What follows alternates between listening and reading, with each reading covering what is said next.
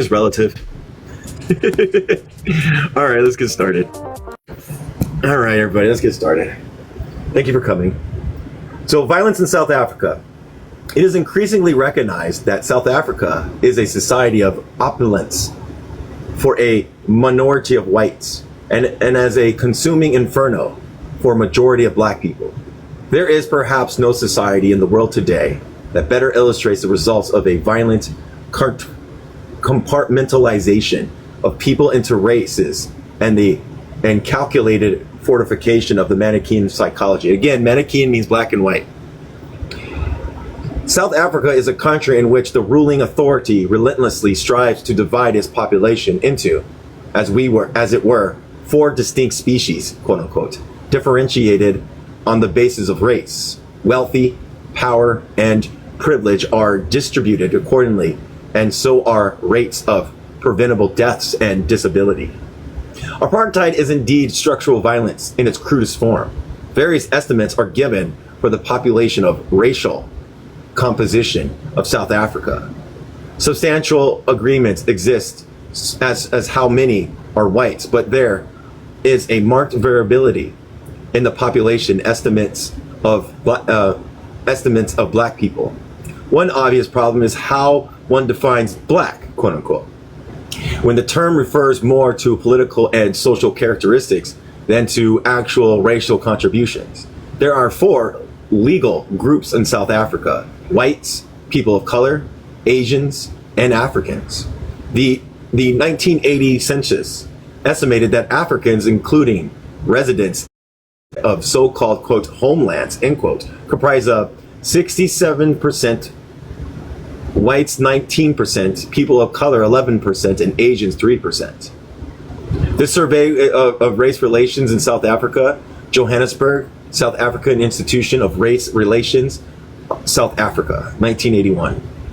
Since residents of the homelands are excluded from official estimates, these percentages significantly underestimate the size of the population, the size of black population. Certainly, about the size of the black population is often explained by claims that Africans fail to report birth rates and deaths. In 1980, census were severely criticized, particularly by those whites worried about the, quote, black menace, end quote. They sense lurking everywhere. Thus, the representatives in the all-white parliament, unhappy about the 1980 census, complained, quote, "Without offending the Department of Statistics, I want to say that we do not know how many black people there are in South Africa. There are many more black people than our statistics report," end quote. If the accurate census of black people in South Africa is not available, the systematic violence meted out to them as well known. The national obsession on race classification is part of an elaborate scheme to enhance the wealth and well-being of whites at the expense of non-whites. This fact is born out of stark economic, social, and health inequities among the races. In 1975, the average per capita income for whites was almost 15 times greater than that of black people. Two years later, black people comprised of 83% of the entire South African population, but received less than 1/3 of the nation's income in a country of expanding economy and soaring profits. 75% of African families live below poverty datum line. That is the bare subsistence poverty level. Meanwhile, white families enjoyed a standard of life comparable to and often better than in Western Europe and in the United States. Hold on. White workers in South Africa are virtually guaranteed full employment, higher salaries, better compensation for incidents and illnesses, and better old age benefits. Hirsch, 1980, this is him. They and their families also enjoy better housing, nutrition, and healthcare. Thus, for instance, there was in 1972 one doctor for every 400 whites, and only one doctor for every 144,000 black people. 5 times more whites than black people lived in homes for the aged, even though the population of black people is greater and they are taxed at a higher rate than whites. Black people suffer from serious housing shortages, excessive crowding, and frequent dislocation. Social services for them are almost non-existent, and when they do exist, they are mediocre. Chronic malnutrition and disease are rife. Thus, for instance, the incidence of tuberculosis is 20 times higher for black people than for whites. In 1971, infant mortality was 19.4 deaths per 1,000 live births.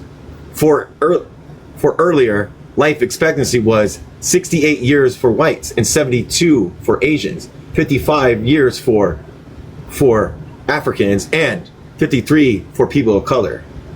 Evidently, under the structure of violence of apartheid, how one lives and for what length of time depends on the value assigned to one, quote, racial attributes.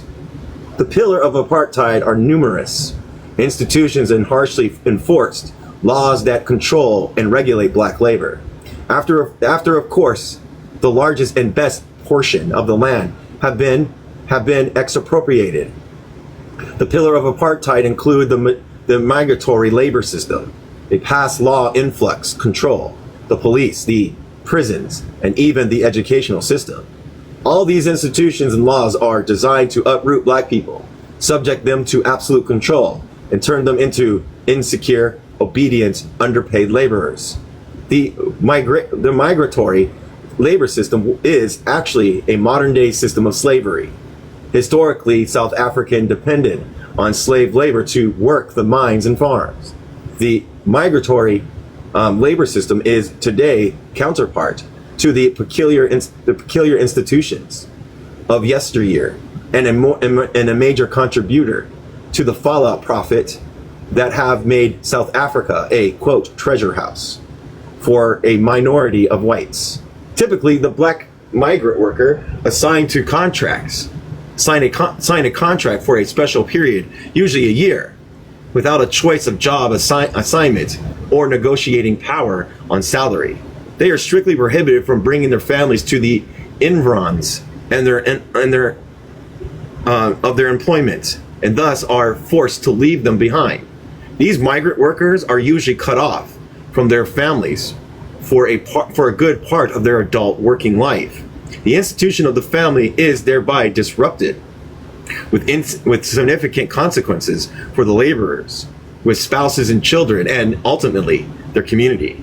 The circumstances under which they work only deepens their alienation. At the end of each day's hard labor, they go, quote, home to hostels. Controls is absolute. They have few amenities, no visitors, rooms, no recreation permitted. The laborers are also grouped by tribe and to prevent the development of class or national consciousness. You fuckers. Work in the mines is both arduous and dangerous. They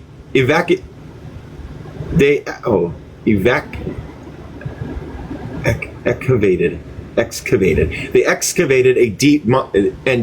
Wait, I'm gonna make sure. I think it's excavated. I'm gonna make sure. Excavated. E-X-C-A-V-A-T-I-D.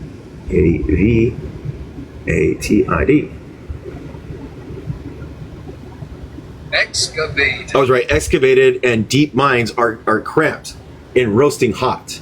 Earth-shattering noises from drilling, rock falls, and accidents are constant. Quote, in 3 decades, from 1936 to 1966, no less than 19,000 miners, more than 9/10 of them black, were killed in the gold mines, an average of 3 per shift. And yet, the wages earned by black people, black mine workers, are nowhere commensurated with this hard and perilous labor. The ratio of whites to black wages in the mines is very high, sometimes reaching 20 to 1. Wages for black miners have gone up since 1970, but they still trail far behind those of white workers. Thus, in 1978, the average wage per month was 119 Rs. So I think they're Rand or whatever South African currency is for African miners, and R840 for white miners. African migrant laborers work on white-owned farms, are paid even less than mine workers, and are more badly treated. They are kept in hostels or shacks on the farm. Not only are they underpaid for the 14 hours per day and 7 days per week they work, they also suffer abuses that hark back to the time of undisguised slavery. Their movements are severely restricted, and they are flogged with the yambok, a whip made of oxhide, for any behavior, word, or attitude their master finds unacceptable. And as can be readily expected, a whip in hand finds many pretexts for ensuring many bodies on which to land.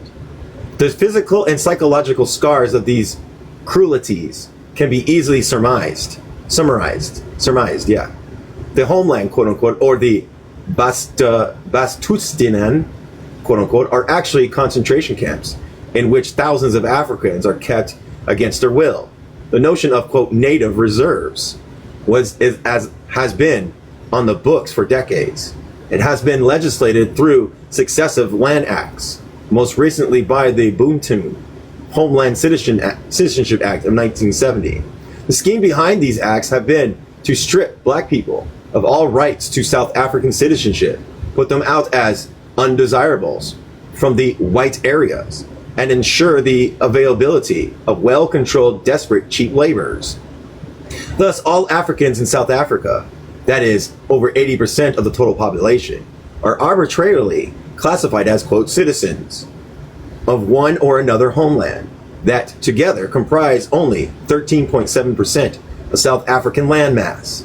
These homelands are not only tiny areas, they are also located in the poorest land where farming or mining is difficult, if not possible. Kind of reminds us what we do to indigenous people here when it comes to residential, to reserves. The exception to remove black spots, quote unquote, from the so-called white areas has led to large-scale compulsory uprooting of black people from their homes and land. Thus, for instance, the South African authorities removed 1.9 million black people between 1960 and 1970. Since this callous bulldozing of homes and forced resettlement began, at least 6 million black people were pushed to native reserves without jobs, schools, hospitals, a water supply, and roads. Another 7.7 million more were slated for such removal. The primary victim of this policy are the aged and infirm, widows, and children whom official documents refer to as, quote, unproductive, idle, superfluous, and undesirable. The former Minister of Bantu Administration and Development, Mr. C.B. Botho, stated in no uncertain terms the intention behind this resettlement of black people. Bantu individuals can be present in the white areas solely for their labor. There is a wall, a roof, and one cannot get past that. The Bantu cannot strive towards the top on equal footing with whites in our policies, social matters, labor, economy, and education in South Africa. The all-white government of South Africa forces millions of Africans into homelands, even though studies have shown that the majority of urban black people have at best tenuous links with these parcels of land. Thus, the survey conducted in 1978 showed that among Africans in, quote, white areas, 57% were born there and 80% had not visited the native reserves to which they were forced. For those Africans who have already been pushed into homelands, life is a nightmare replete with a sight of malnourished children, frequent death, and daily burials in the makeshift cemeteries that dot the landscape. These homelands, with no economy of their own, are also dumping grounds for aged laborers who no longer are useful to the white areas. In effect, the so-called quote homelands are mass graveyards of living millions who legally have been pronounced dead. Those who still remain in urban areas must live in crowded areas and shanty towns where squalor, evictions, poverty, disease, and crime are rampant. Soweto, an acronym for Southwest Township, is the best known and largest underdeveloped place in the continent of Africa. They use the GH word. Joyce, oh my gosh, Saki Kens, a widow on Soweto, provides a personal and harrowing account of life in this segregated township. Soweto lies only a few miles from Johannesburg. Nowhere is the Manichaean world in which Fanon wrote more starkly evident as in the contrasts and relations between Soweto and Johannesburg. The Manichaean psychology and the violence of that nurtures it are here unambiguously reflected in all manners of things, actions, and attitudes. Both are evident in the contrast of arrangement of the environment, the unequal distribution of economic resources, the death rates, the rates of death, and of course, in the relations each of these cities, quote unquote, has to be legitimized violence of the state. Yet, hold on. And yet, true to the Manichaean logic, Soweto and Johannesburg are as intimately dependent as they are irreconcilably opposite. Johannesburg, where the whites reside, and the work is a prosperous urban center and a financial capital, and the financial capital of, quote, white South Africa. It is a bustling city of skyscrapers, luxury hotels, modern apartments, plush homes, and all the modern conveniences of any developed European or American city. Its residents include old tycoons, the Novovox Richie, the professionals who imbibically cord extended to London, Amsterdam, Paris, New York, and Tel Aviv. Public facilities bear signs ostensibly inviting, quote, Europeans only.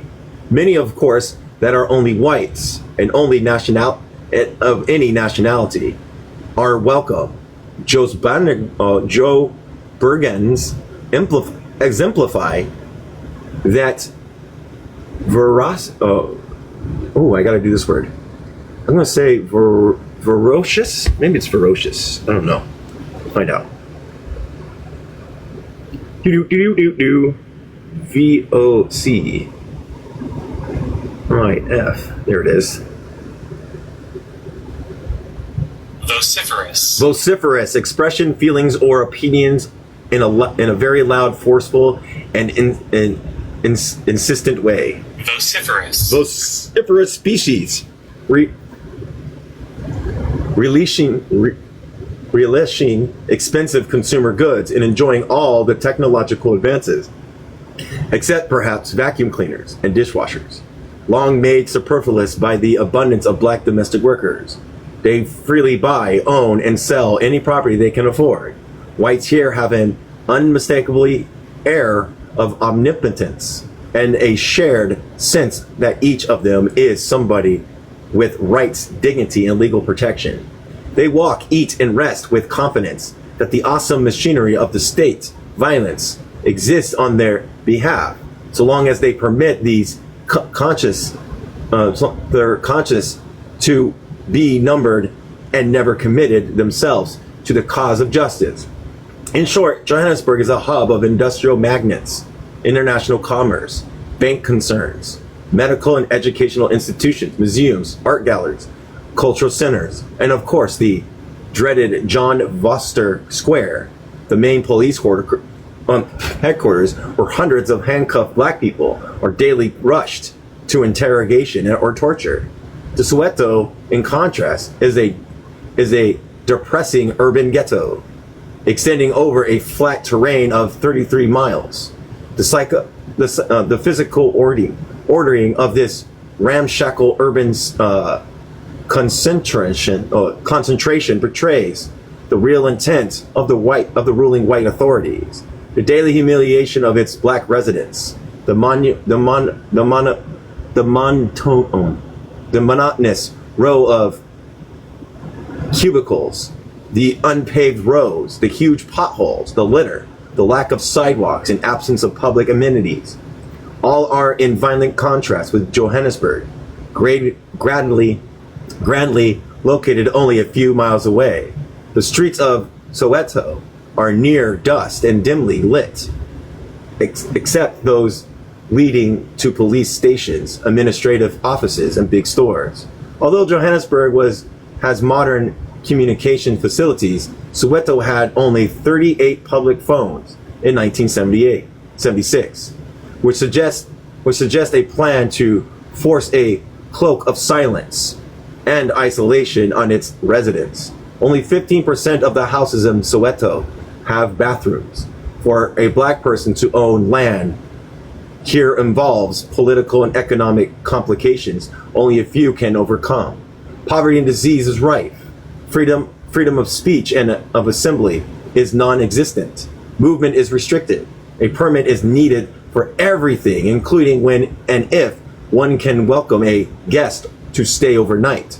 Police raids are common. Doors are kicked open at dawn and naked and panicked black people herded into vans. Black people are evicted for failing to pay bribes or for no reason at all, and the host of other abuses, all of which are designed to humiliate, torment, and exploit black people, occur. The message echoed by things, persons, and institutions permeate by the ideology of apartheid. Is that one who by birth is black has absolutely no rights, no dignity, and no claim to human status. The emptiness, ruthlessness, and purposelessness this pervasive assault engenders is suggested by the way Sowetans sardonically refer to their bleak, underdeveloped places as somewhere too. So they used the G word again, everybody. Sorry. And yet Johannesburg and Soweto would not be what each is if other did not exist. Johannesburg owes its origins to the opening of gold fields and to cheap black labor. By 1910, it overshadows Cape Town and Kimberley, soon to become the largest city in South Africa. To this day, in spite of a policy to quarantine black people like leopards, Johannesburg cannot. Hold on. They're really getting me on these things. Johannesburg cannot do without the hard and cheap labor of the non-white residents of townships like Soweto. Its factories, offices, homes, kitchens, and even segregated bathrooms depend on that labor. The sons and daughters of Johannesburg, Joburgens, to rely on the care of neuterants, of quote, black nannies. Neuterants, yeah. Who have no choice but to leave their home, their own children, in the ghettos, like Soweto, or in a distant homeland, so they can earn a pittance to keep them alive. The 411 or more intensely crowded trains running daily between Soweto and Johannesburg, and the more than 200,000 black passengers they transport around the clock attest to the fact that apartheid is an official delusion contradicted by the practical extragenes of everyday living in South Africa. Among the most humiliating and tormenting consequences of this delusion are the past laws, which date back to the years of undisguised slavery. undisguised slavery. Yeah. The pass laws are the key to apartheid. All Africans over 16 must carry at all times the hated pass or reference book, which Africans usually call the stinker or the dome pass. Oh, it's unintelligent pass, but they use the S word. This document contains all identifying particulars, including the Polaroid photograph, personal ethnic identity, tax receipts, work records, employer's current address, and the employer's signature that is valid for only a month. The police or any government official can stop an African and demand to examine the pass at any time and anywhere. The inability to produce a valid pass is an offense punishable by imprisonment or a fine. Pass offenders comprise about 40% of the daily prison population. Frequent raids are undertaken to catch pass offenders. These raids, which always involves an element of surprise and terror, are conducted on the streets, at the places of work, and even at home when all are fast asleep. The shock of being suddenly awakened late at night by the clamor of boots, the blinding flood of flashlights beaming on at one's half-dazed eyes, the sight of terrified parents scurrying to cover their naked bodies and find their passbooks, the force and insults that which a relative is snatched away. These are some of the common traumas that initiate a black child into a obscenity of apartheid. Another ritual and degradation to which one never becomes accustomed to the spectacle. Every morning of long flies of pass offenders, handcuffs to each other and herded from one street to another until officers decide they have enough to a catch to take the police headquarters. Each file of handcuffed offenders and the ceremony of humiliation associated with it hark back to the days of open slavery. Indeed, a Professor A.G. Middleton, a member of the Hosekter Commission of Inquiry, sought to improve on this practice when he recently suggested that, quote, Africans be made to wear a disc around their neck instead of carrying a passbook. Jesus Christ, end quote. To arrest for a pass offense, now an uncommon experience for any black adult. It is to be taken out of circulation in a society that is itself a prison without walls, and to be plunged into a mass of humanity held captive by iron bars and callous guards. In 1980, report by the Institution of Criminology at the University of Cape Town showed that South Africa was the highest prisoner per population rate in the Western world. The rate per 100,000 was 440 for South Africa, 189 for the United States, 75 the United Kingdom, and 52 for France. The rate for South Africa remained the highest even when offenses against influx,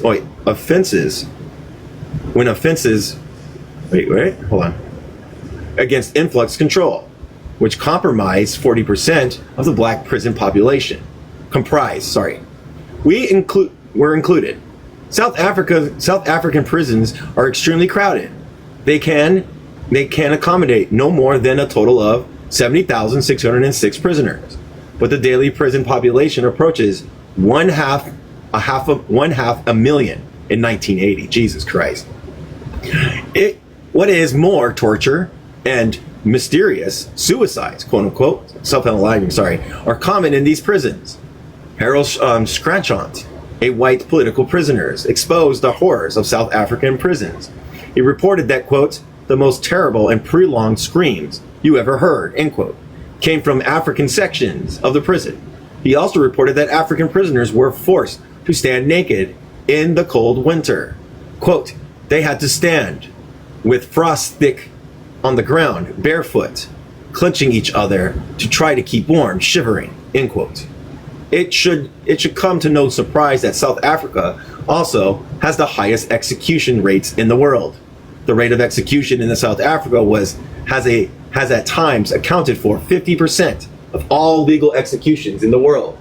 From 1942 to 1967, at least 1,300 persons were hung in South Africa.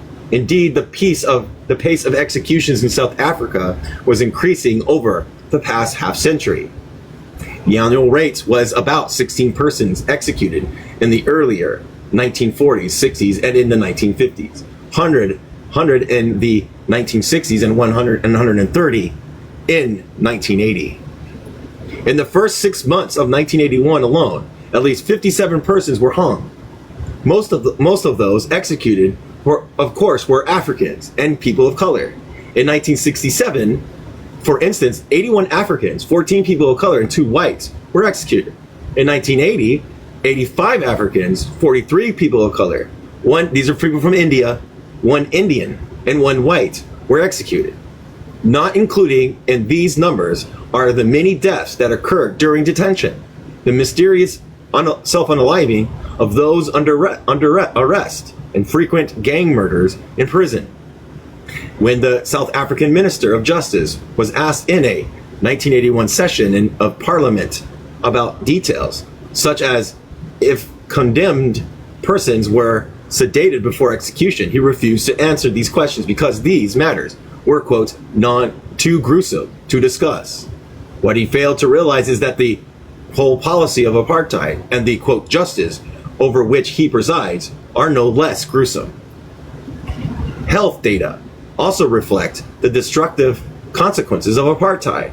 However, before we highlight some epidemiological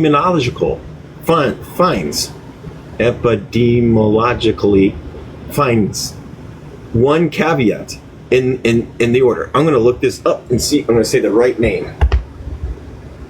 It's just for my own good. Yeah, South Africa during those times was horrible. He's talking about the compare and contrast and the structural violence, the institutional violence, and the personal violence, and how it reflects off of this apartheid system.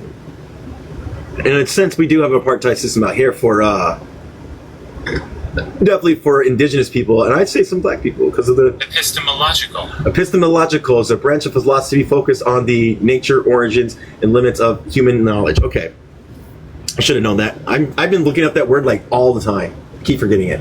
One caveat. Okay, yeah. One caveat in order. Okay, yeah. Until recently, the South African Department of Statistics provided no information on the vital statistics of black people. The data it traditionally reported on whites, people of color, and Asian people is indeed quite impressive. Certainly the most systematic for the continent of Africa. It is as if black people have never existed in South Africa. The information currently provided about black people is limited and scanty, involving at best, quote, select ministerial districts. That's oh my gosh. Just to keep like submitting shit. Sorry. Okay, hold on. Yeah. Moreover, such essential information as size of population, age structures is not provided for these select districts. This limits the chance for a valid epistemological comparison among the races in South Africa. Nonetheless, a number of epistemological studies based on the select districts have been made. Wyndham and his colleagues at the University of Witwatersrand have lately published some impressive surveys in South Africa. For instance, Wyndham and Irving, 1978, compared the age-adjusted mortality rates of the 4 racial groupings in South Africa for a 4-year period, 1968 to 1971. The data on black people from the select districts shown in remarkable similarities to that on people of color. Black people and people of color death rates far exceed those of whites. Asian people had intermediary levels of mortality. Thus, for instance, hold on a second. Thus, for instance, the infant mortality rates for black people and people of color were 6 times higher as that of whites. The death rates for 1 to 4 years, 1 to 4 years of age, 4 years old, were 13 times higher for people of color and black people than for whites in the same age group. Indeed, 50% of all people of color and black deaths and only 7% of white deaths occurred among children 0 to 4 years of age. Comparison on causes of death among people of color and whites for which data existed was also revealing. 28 to 45 more children of color in the age of groups of 0 to 4 and 1 to 4 died of infective parasitic diseases than their white counterparts. Similar patterns were observed for other ages and causes of death. The author explains this excessive and differential patterns of death among people of color and black people in terms of preventable, environmental, or nutritional results. Winham, 1981, compared death rates and the leading causes for death in the economically active age groups of 16 to 64 years. He found a marked contrast in the pattern and rates of death among the 4 racial groups. Whites and black people showed the greatest differences in both respects. In 1970, the black and people of color rates were 1.8 times greater than that of whites. The 5 leading causes of death for whites were, oh my gosh, ischemic heart disease. What is that? IS. We're going to look this up. It's a type of heart disease.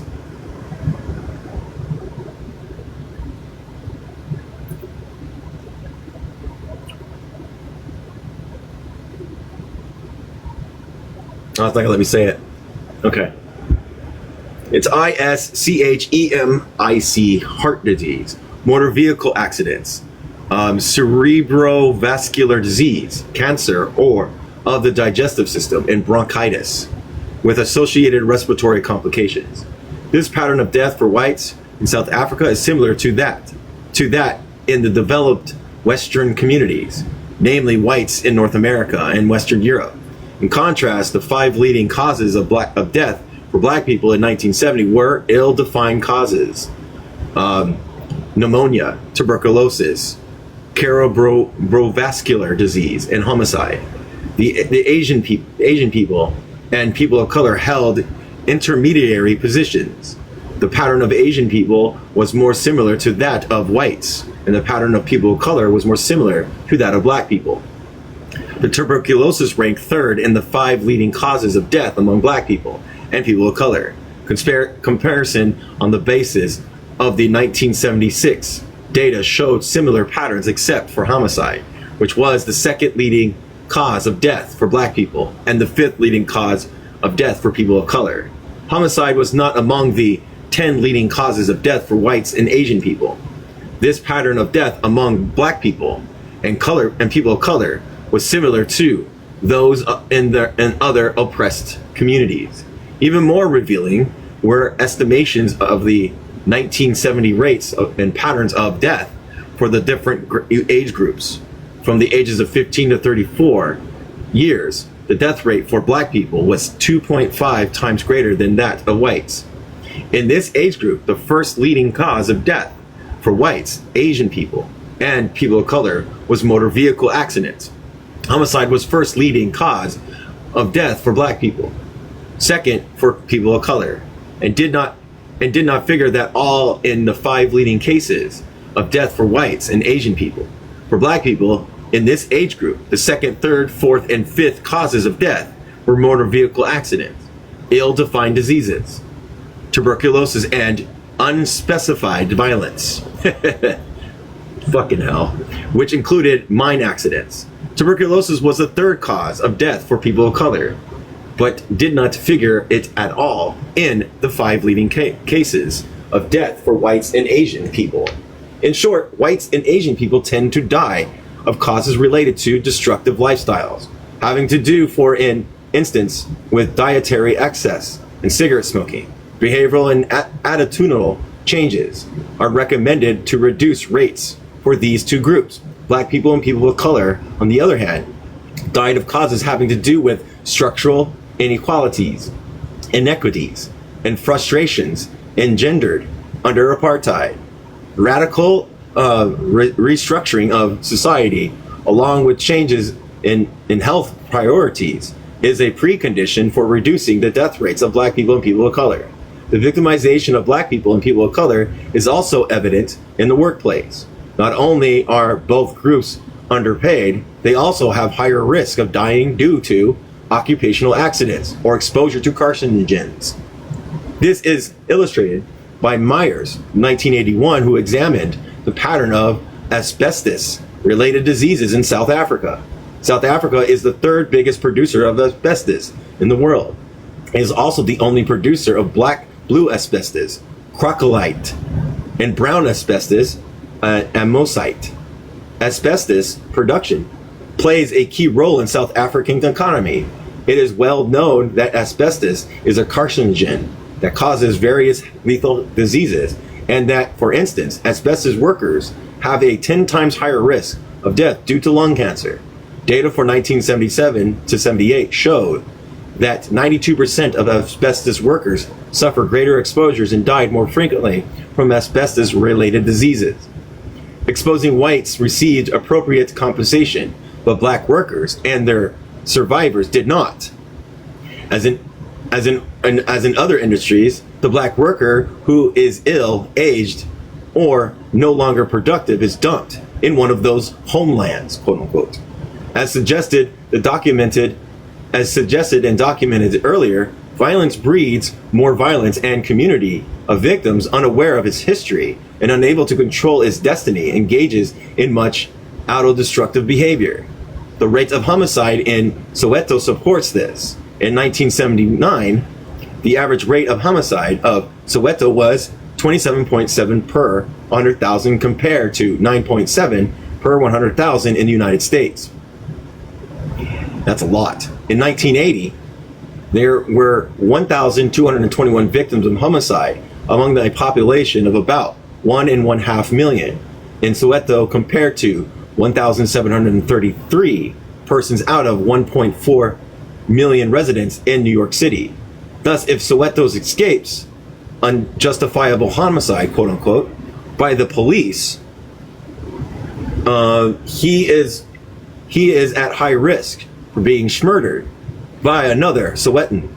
Sakiakan writes that each morning, quote, "It is very rare for any worker to board a bus, a taxi, or a train without having stumbled across a corpse lying on the street, end quote. This was becoming so common that each corpse found but not recognized brings a sigh of relief. Who's in here? Hey, John. We're not getting too many coins, buddy. A family missing a member of a night searches and panic through police stations, hospitals, and finally the government mortuary. I don't care, fine. Quote, the search is done at a sacrifice, job-wise, because variable white employers are not sympathetic to asbestism. Oh, absenteeism. There we go, absenteeism.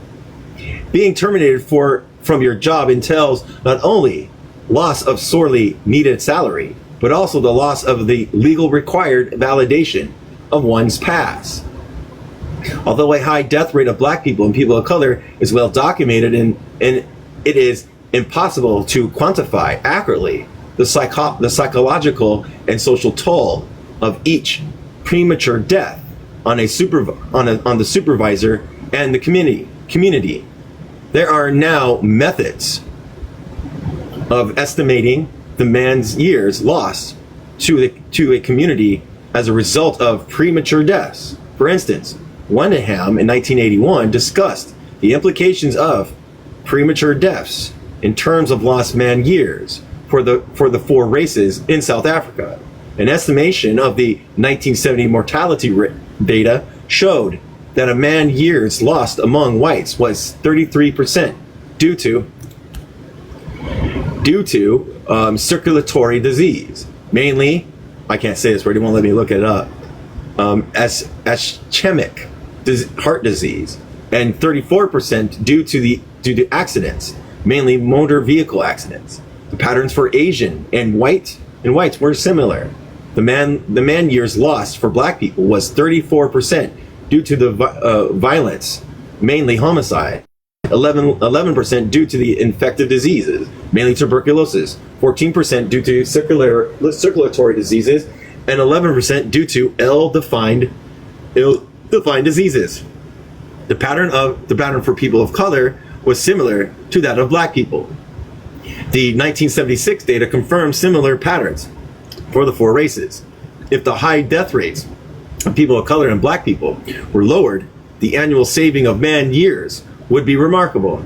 Reducing the death rate of people of color and black people to that of whites would save annually at least 50,000 man years for people of color, as well as 500,000 man years for black people. And this estimate for black people is based on a better off selected ministerial district.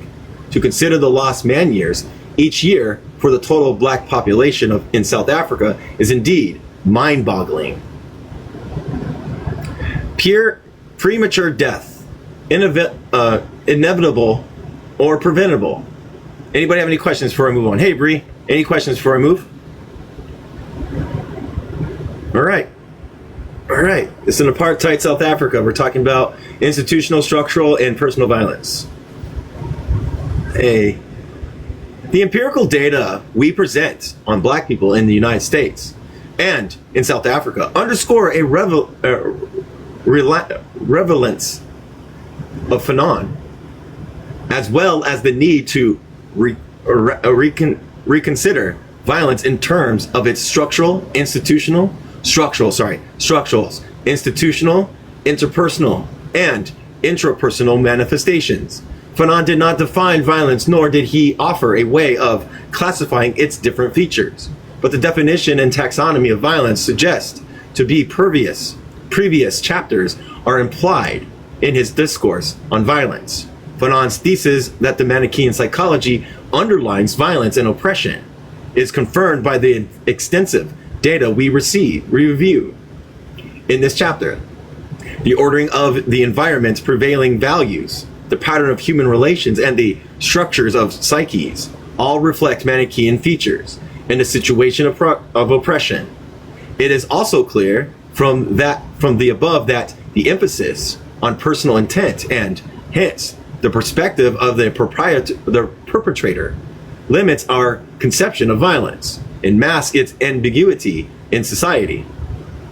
Emphasizing on consequences and hence the perspective of the victim widens the range of our perception and permits a consideration of data on the immense toll borne by the oppressed. One has to be clear and careful here. Oh my gosh, this is like the 8th one. And careful here. It is not a question of considering either intent nor consequences. Personal or collective intent is very important and relevant to violence and oppression. The victim, perpetrator, or witnesses invariably infers, asserts, and justifies intent. Human action cannot be divorced from intent. The intent could be inferred or declared, conscious or unconscious, magnanimous or malicious, intrinsic or attributive, determinative, and justificatory.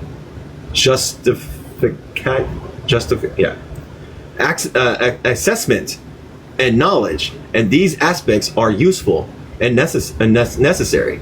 The point here is not to minimize the significance of intent of human relations, but rather to underscore the fact that the consideration and consequences provides a different vantage point from which to study violence and oppression. Every social order, of course, dispenses rights and privileges unequally. An oppressive social order deepens the inequalities in how it dispenses life and death to its citizens. Data on the United States and South Africa show that black people carry an inordinate burden by almost every measure of social and individual well-being.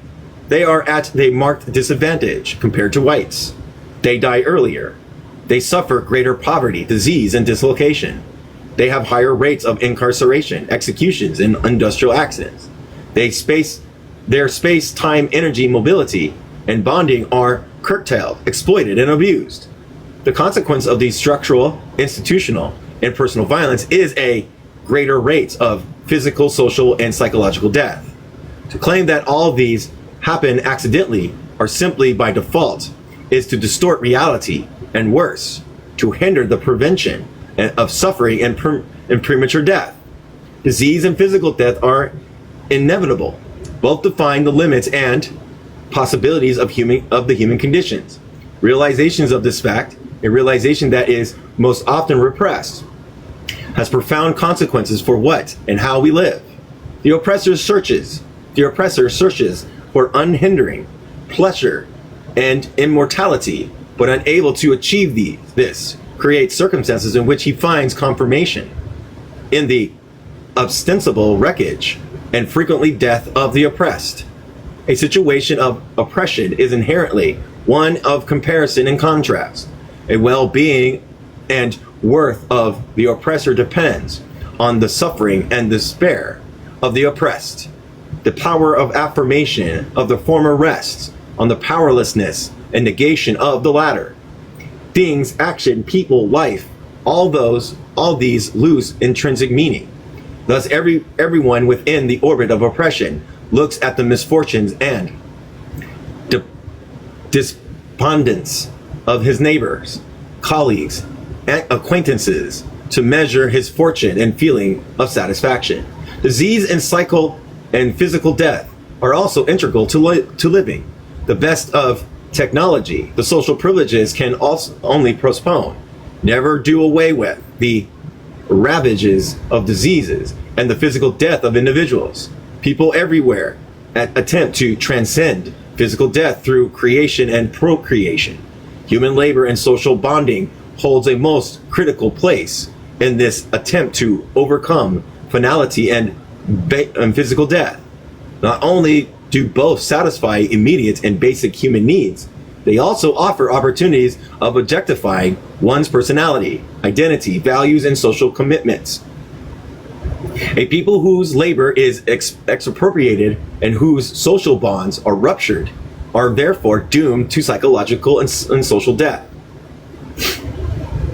And since neither human labor nor social bonds can have reality and meaning without land, since the culture and economy cannot effectively survive without land, a people whose land is expropriated, or a people who are given so fair share of what land is available, or condemned to a life of eternal rootlessness, insecurity, dependence, and premature death, socially, and psychologically.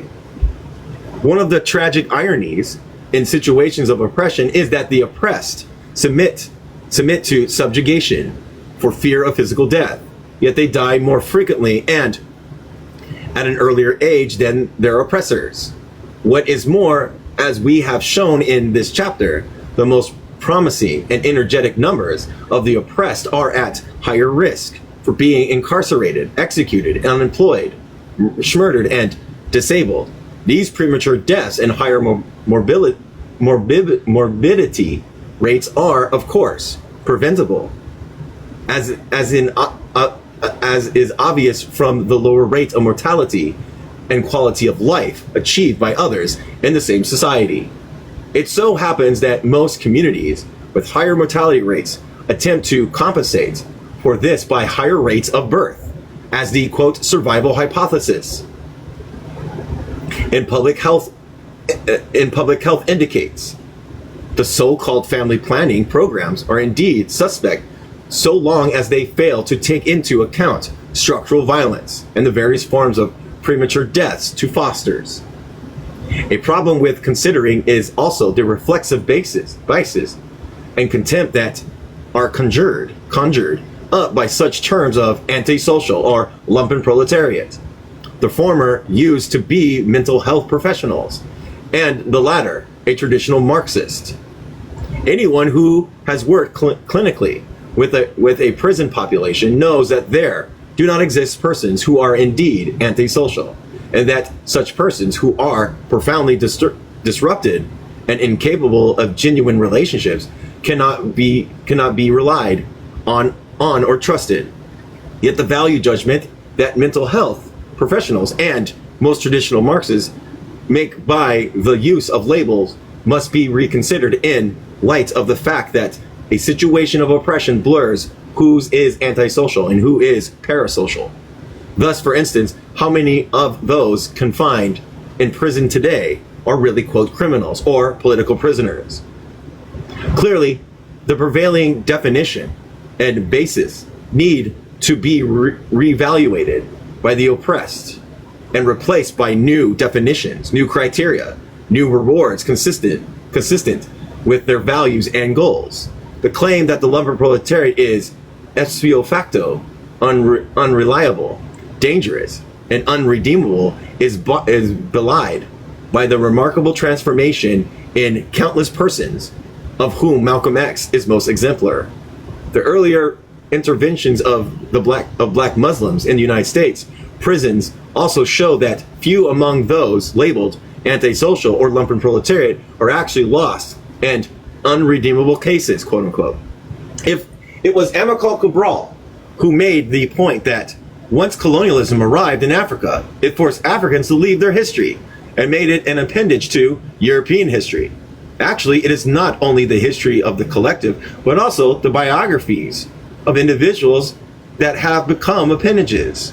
One could also say that the very life and death of black people became the springboard for which Europeans and their descendants vainly hope to affirm their accustomed feelings and omnipotence, superiority, and immortality.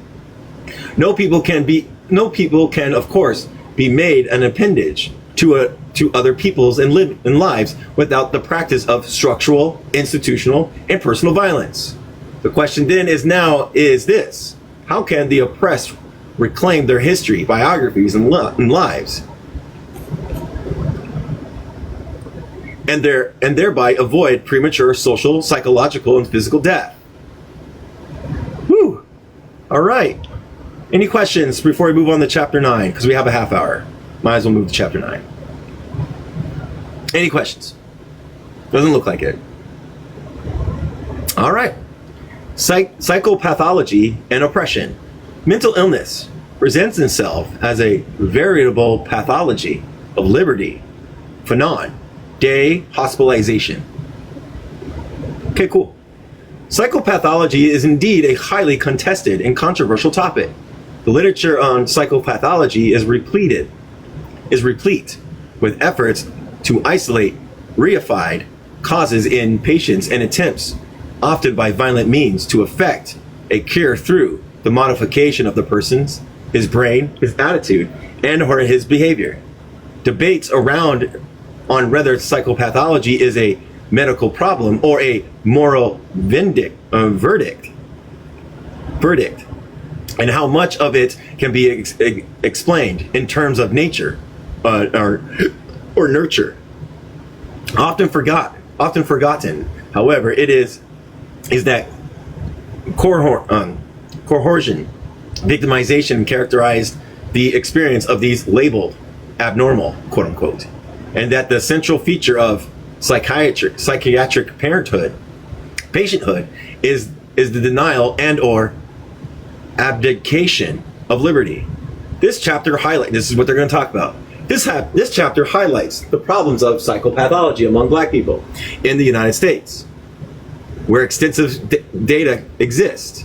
The obvious pattern of overdiagnosis and over-institutionalization, for instance, underscores the intent to which psychopathology, notwithstanding scientific or medical jargon, is actually a form of violence or oppression. This chapter also reviews the concept of alienation, insomuch as this important concept bridges personal, subjective, and social historical domains. Fanon's reformulation of the concept will be discussed along with the theory of identity, change derived from his writings and personal evolution. Moreover, to underscore the relationship of psychopathology to oppression, I will present Fanon's social genetic perspective to psychopathology, his implicit contention that wildness is organically linked to the situation of oppression, and his work with the victims as well as the perpetrators of torture. All right, so we're going to find out what we're going to talk. We just read what they're going to talk about. Let's go on. Pathology, psychopathology among Black Americans. Leaving aside for a moment the thorny problems of definitions and valid diagnosis of psychopathology, it is widely acknowledged that mental disorders are not randomly distributed in population. It is often found that these disorders are more frequent and serve among certain groups than others. In particular, there is an extensive literature indicating significant associations of mental disorders with social class, migration, and ethnicity. There's a whole bunch of people. Darwin 1969, Ferris and Dunham 1938, Fry 1969, Hollingshed and Redlich 1958, Langton 1963, Rabukin and Strinine 1976, Stroll 1962, to cite only a few examples. Reviews of the literature concerning the influences of social and cultural factors of psychopathology are provided by Darwinwind and Darwinwind. I don't know why there's two. Drugs and King. So the 1974, 1980, and 1978. An extensive literature also compares the prevalence of mental disorder among Black people and whites in the United States.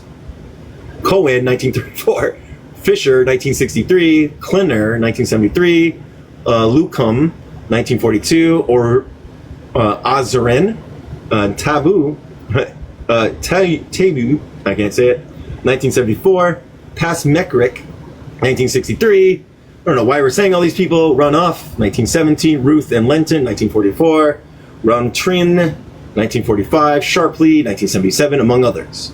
Although the findings are not always consistent, most of the works on psychiatric epidemiology tends to agree that the rate of severity of mental disorders among Black people are far exceeding those of whites. What is collaborated finds means is still a matter of controversy and speculation. There are strong indications that social class is more primary etological. Make sure I got this. Etological factors. I don't know if I'm saying that right, because I don't know what it is anyways. E-T-I. Oh, there it is. Etiological, relating to the study, assignment, and causes of origin. Etiological factors, then race.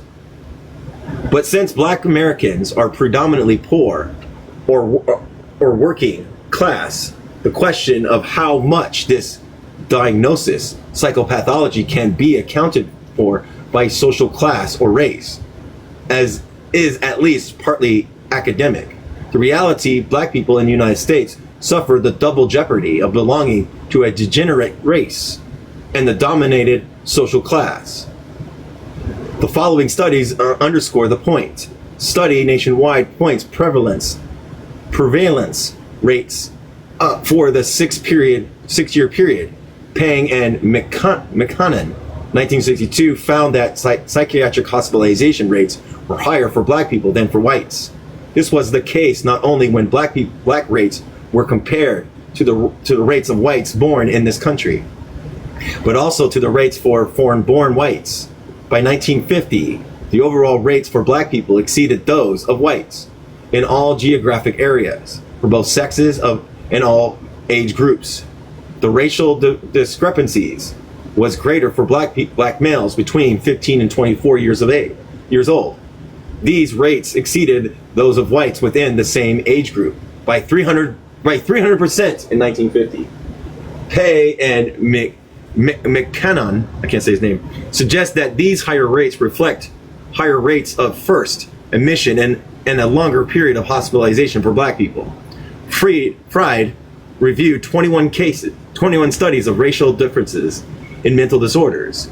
15 of the studies showed higher rates for black people than for whites. 2 were ambiguous, and 4 indicated higher rates for whites when community surveyed were included. An important consideration in these findings relates to the differential rates of hospitalization. Since 1922, mental disorder rates have risen more rapidly for black people than for whites. Pasamick, 1963, also found that black people had a 75% higher hospitalization rates than whites in Baltimore. Fisher, 1969, Pokorny, and overall, 1970, and Pettigrew, 1964 and 1974, also corroborated the findings that black people are overrepresented in public mental hospitals. A number of studies attempted to measure incident rates for mental disorders among different racial groups. But for reasons to be outlined later, these attempts were not successful. Most studies are based on prevalence rates, which are a more ambiguous and uncertain measures of incidence. What is more, the estimates of prevalence usually derive from data on first admission to psychiatric hospitals, which itself raises concerning accessibility of services, selections, and institutional variability. Earlier studies look mainly at admission rates to public psychiatric facilities. More recently, estimates of prevalence have been made from first admission into mental hospitals at various institutions delivering some kind of healthcare. There also exists a few communities-based survey who psychopathology among black people in the United States. Particularly noteworthy is Melzenberg, 1959, an intensive study of first admission into New York State Hospital.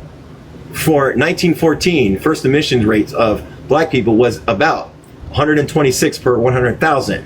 By 1940, the annual admission rate for black people increased to 203 per 100,000. The corresponding rates of whites during these two periods were 64 to 92 per 100,000. A marked increase in average annual rates was noted for the period between 1930 and 1940. By 1950, the rate jumped to 246 for 15 to 19-year-old black males and to 82.6 for white males of the same age group. In general, the increase in rates was higher for black males in the 10 to 34 and over 55 year age groups. Camara et al. 1973 also reported the 1969 national admission rates for psychiatric hospitals in the United States. Age adjusted rates per 100,000 for schizophrenia were 266.6 for non-whites and 132.2 for whites. The admission rate for schizophrenia was thus twice that of whites. The same differences was found in rates for alcoholism and drug addiction. The alcoholism rate was 90.2 for non-white males compared to 27.6 per 100,000 for white males. The drug addiction rate was 30.7 for black males and 5.6 for white males. The rate of personality disorders remained comparable for the two groups. The finding on neurosis was particularly interesting. The highest rate per 100,000 was found for non-white females, 113.7. The second highest for white females, 109.1. The third highest for white males, 55.3. The rate was lowest for non-white males, 38.4.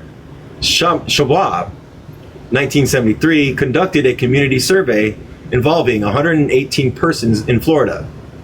Black people were found to have a psychiatric impairment more frequently than whites. The racial discrepancies was most striking among the youngest and oldest, and those surveyed. Other researchers focused on mental slowing down or milder forms of psychopathology.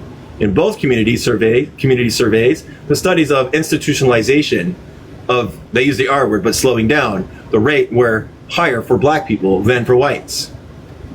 It was also found that 80% of those diagnosed as being mentally slowing down were poor, with black people being overrepresented in the category. Environmentally deprived, quote unquote. The interesting study focused on the differential manifestations or distress.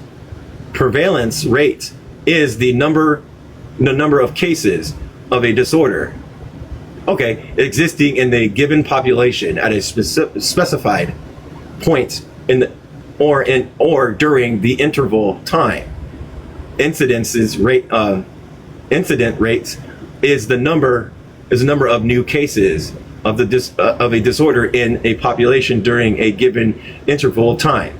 The first measure includes all cases of the disorder, new and chronic, and later only the new cases. So that was just a note to tell you what they meant by prevalence. Oh my God, I got to redo this. Hold on. An interesting study focused on the differential manifestation of distress was that of Derogastis, I can't say his name, 1971, studying 1,000 black and white neurotic outpatients. They found an inverse linear correlation between distress levels and social class for whites, but not for black people. For black people, however, the highest distress level were exhibited by a middle-class patients. This suggests that black people in a racist society have to contend with more than economic inequality. In other words, socioeconomic advances alone for a small minority of black people in a racist society may not necessarily diminish, but may even intensify the degrees of personal distress. Also informative are the Task Panel reports, 1978, submitting to the President's Commission on Mental Health. These were summary reports of findings and recommendations of the mental health of various ethnic groups in the United States. The report on the mental health of black people notes that in 1975, black people constituted 25.5% of all persons arrested for criminal offenses, 54% of those arrested for murder, 47% of victims of murder, and 42% of those in jail. The alarming amount of black victimization becomes clear when one considers that in that year, black people comprise only 11.4% of the population of the United States.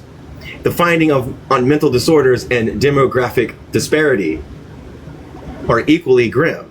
National data on inpatient admission to state and county mental hospitals shows that the age-adjusted rate per 100,000 is 509.4 for black males and 213.2 for white males.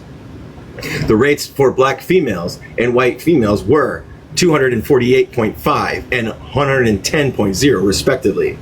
When age-specific rates are compared, black admission rates are at least twice those of whites in all age groups. Particularly noteworthy is the fact that the admission rates for black people under 44 years far exceed, but about 3 times those of whites in the same age group. The most striking difference between the rates are for the 18 to 24, 25 to 44 age group. For 18 to 24 age group, the rates are 892.1 for black males and 343.9 for white males. For the 25 to 44 age group, the rates are 1,032.7 for black males and 349.3 for white males. The similarities of these findings to the data we discuss in the chapters on violence are strikingly and certainly not unrelated. Indeed, this should suggest that psychiatric disorders among the oppressed are better conceptualized in terms of structural, institutional, and personal violence. Data on inpatient admission rates for outpatient clinics corroborate the same pattern. Black males have the higher rates than white males, black females than white females. In the ages 25 through 44 age group, black females have the highest admission rates for outpatient clinics than any age and sex group. It would seem that black males tend to be hospitalized most for severe psychiatric problems, whereas black females in crisis tend to require no more than 1 or 2 hours of therapy per week. Another way of interpreting the same data is that black males are forced to therapy by incarceration, whereas black females seek it on their own. Such consideration makes sense only when rates within the race are compared. Actually, the plight of black females is best discerned by comparing their rates with those of white females. Thus, for instance, when 5 leading diagnoses for admission to state the county hospital are compared, black females had higher rates than white females in all accepted depressive disorders. Okay, hold on a second. I'm gonna put a bookmark right here real quick and look ahead. 198.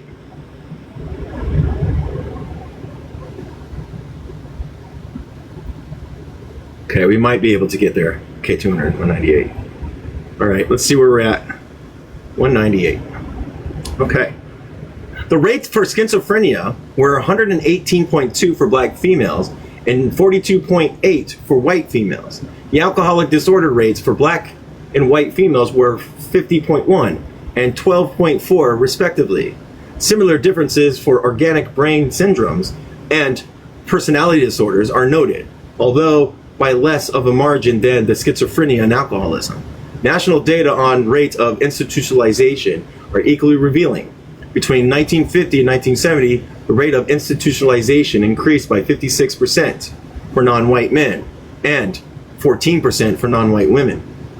For the same period, the institutionalization rate decreased for white men by 21% and for white women by 39%.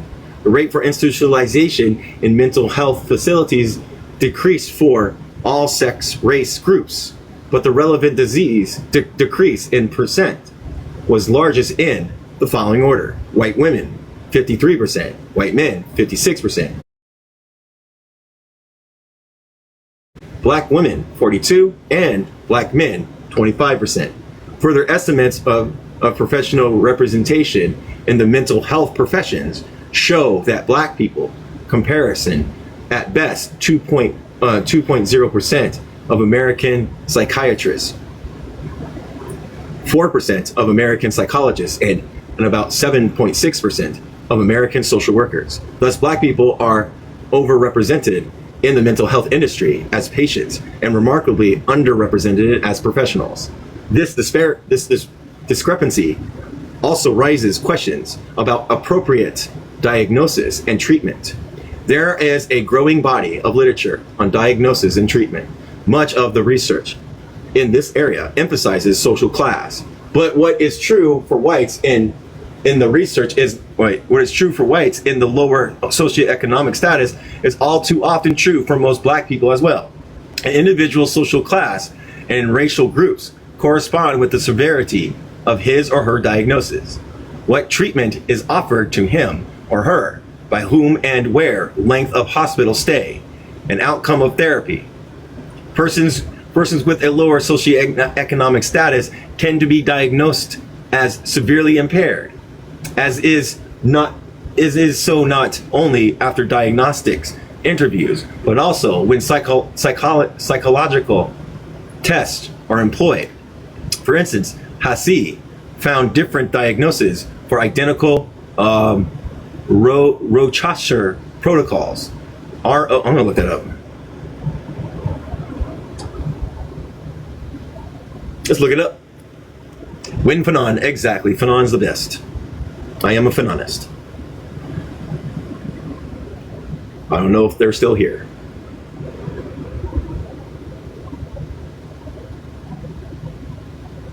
It won't let me say it yet.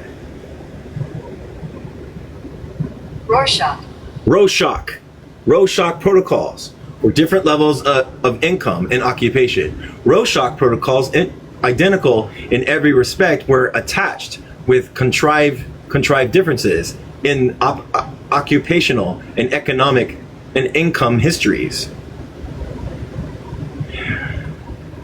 75 psychologists were then asked for their diagnostics and prognostic evaluation. There was a clear identification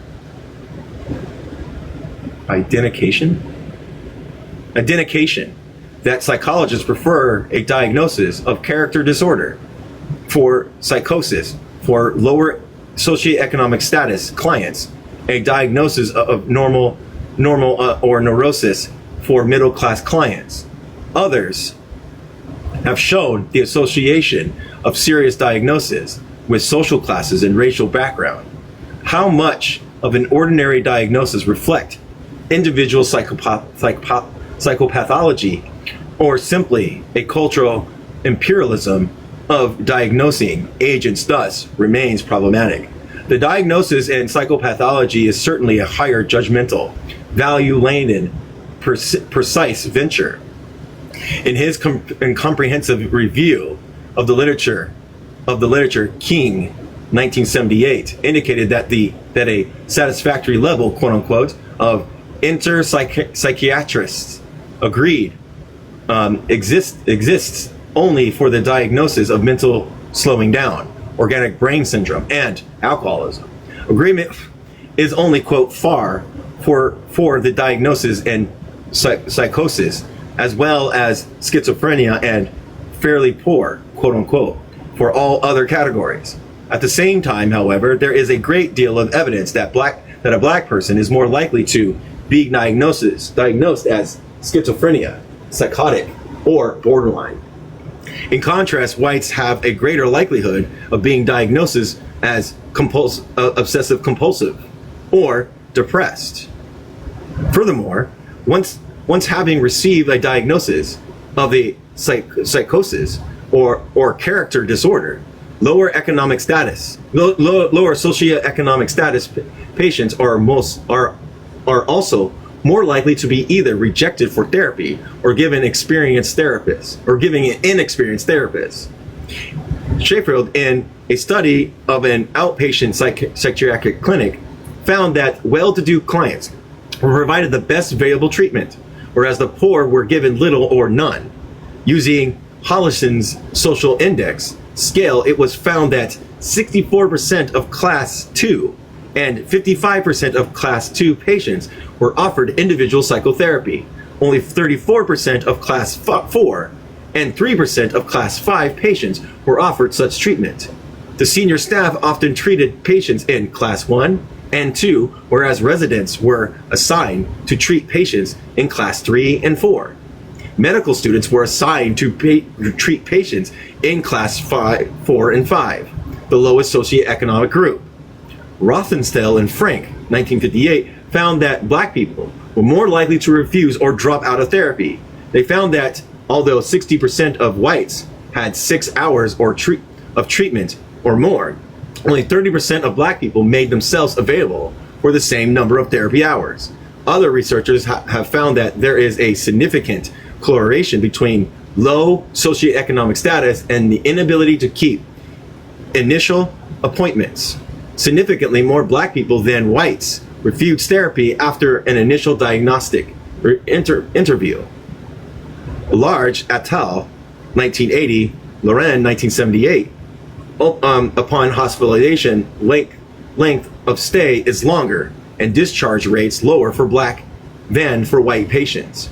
All too often, treatment for the poor never begins, and if it does, it is terminated too early. Therapists and diagnosticians, people that diagnose alike, readily impute greater hostility, suspicion, and aggression to these patients. An assigned therapist may act on his or her self-vindicating belief that such patients lack motivation for therapy, are incapable of insight, fail to establish rapport, and are low in empathy. In other words, if therapy work it is readily explained as reflecting the competence of the therapist. If it fails, it often does for the poor, it is said to show the inability of the patient. In short, a body of data and mental disorder shows that black people, in comparison to whites, are more frequently institutionalized and for more severe disorders. They are also kept longer, given less therapy and more drugs, and assigned less qualified therapists. Consistent with the data on violence, black males often between the ages 18 and 44 are the most ostensible casualties of social inequity.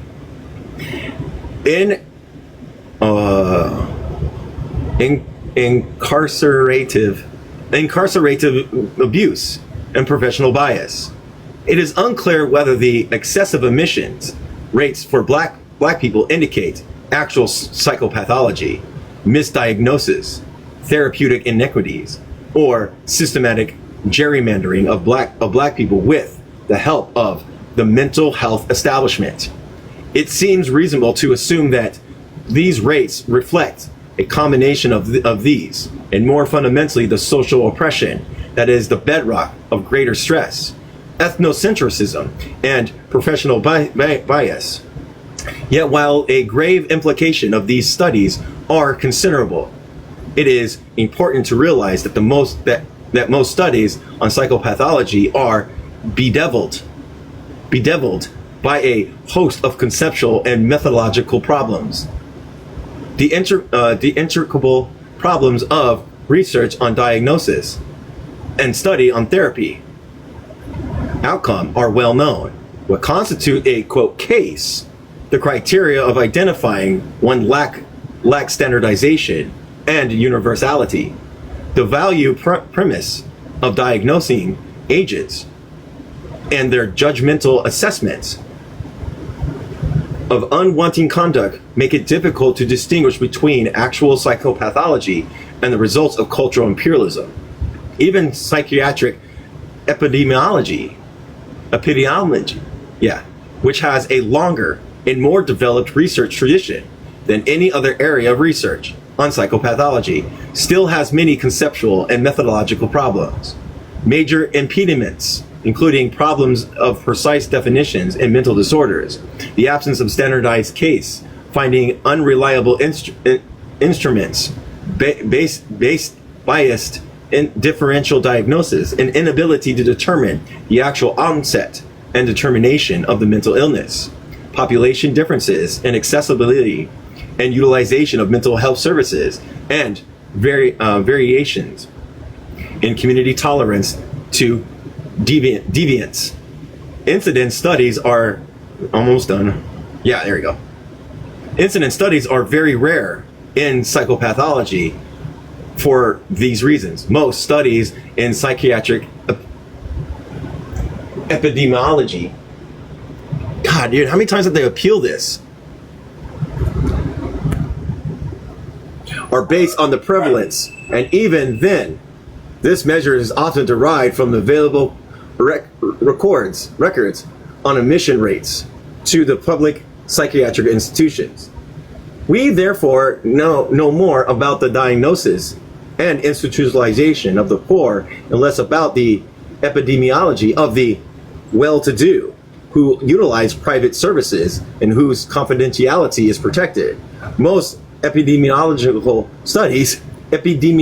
studies use point prevalence rates that reflect only a sense of patient hospitalizations at the particular point of time. Few use intervals prevalence, and fewer still employ lifetime prevalence. Prevalence rates in any case are imprecise and complex. They combine incidence and durations. Thus, it is impossible to have an equal incidence of the disorder and to group into groups, but lower prevalence rates in one group because of the higher mortality or cure rate. For instance, whites could have an equal incidence of a disorder as black people, but less prevalence because they take advantage of earlier detection and treatment, whereas black people do not. In spite of these problems, one can draw a few conclusions. The studies we reviewed underscored the intimate associations with psychopathology with poverty and powerlessness. If contradictions and inconsistencies abound in the literature, this association is widely collaborated and must be taken seriously. The complex pathway through which psychopathology is induced in society. Whether a given person is selected for parenthood, a diagnosis made, the degree of severity determine the hospitalization or lack of it imposed, and subsequent rehabilitative programs instituted are still subject to one or another form of inequities and injustice. Black people in the United States and generally the poor suffer greater stresses in society, a greater likelihood of misdiagnosis, longer periods of incarcerations, and greater therapeutic inequities, and need for the need for a theory to make sense of all this has never been more accurate. Then we'll stop there and we'll go into alienation, the Marxian Fanonian formulation. Well, that's gonna be interesting. Stop that 200. Can you hear me? Yeah. Hello? Yes. All right.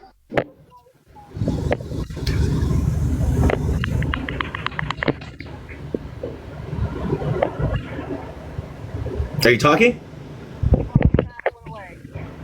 You're not talking anymore. No talky talk.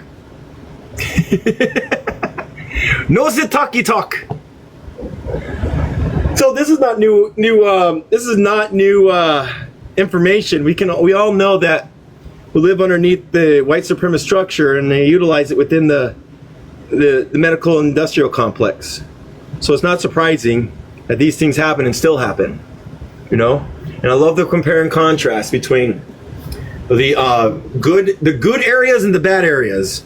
You know, and how they're contrast with each other, and how they bring on different types of violence, but mostly violence towards the people that are under subjugation and stuff like that. You trying to say something?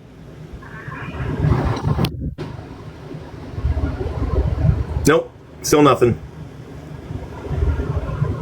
I know we can't hear Joe. I can't hear Joe either. I can't hear Joe.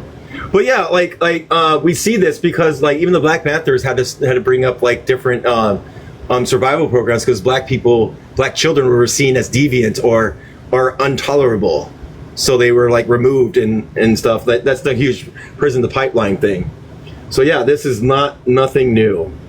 This is all things, and these are the alcoholism is brought on to you by the oppressive natures and the systematic racism of these societies. So they do this on purpose to keep them subjugated and controlled. So anybody else have any questions before I close it out? Page number 200. All right. I'm sorry, Yusuf, no questions. Thank you, Bree, for being here. Yusuf, I'm sorry we didn't get any coins today. I apologize. You know? All right, well, I am going to go take a break and do some elevating. Thank you, everybody.